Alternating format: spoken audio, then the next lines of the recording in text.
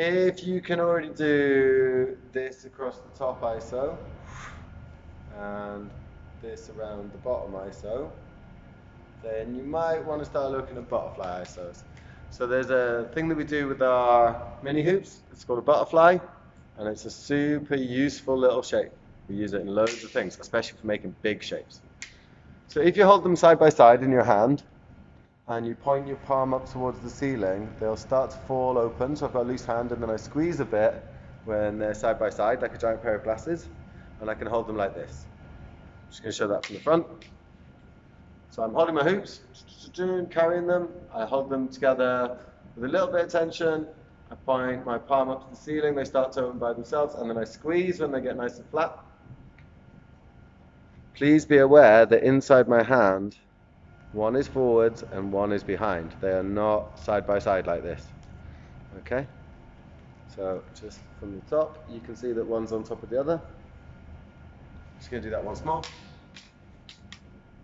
Learning this fold is mostly just learning how much pressure in your hands to let them open and to stop them.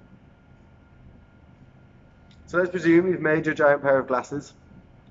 What we're going to do is that ISO over the top. Oh, that's terrible ISO.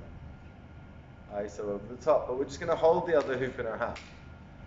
So when I open them up, the one on the inside is the one that's in front of me.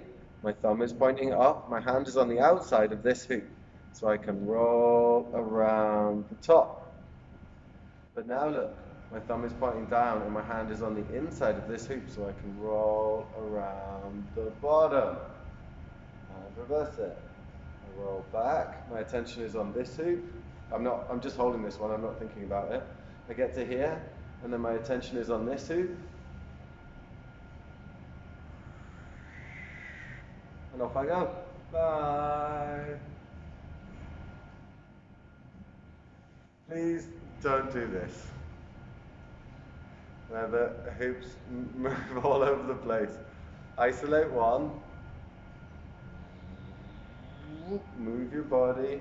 Isolate the next one. Reverse.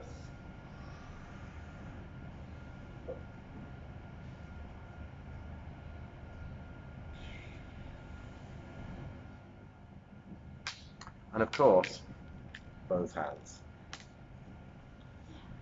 So so you can go, so I've opened up with my left hand. There's one hoop that's automatically in front of me. This one I'm going to be isolating first.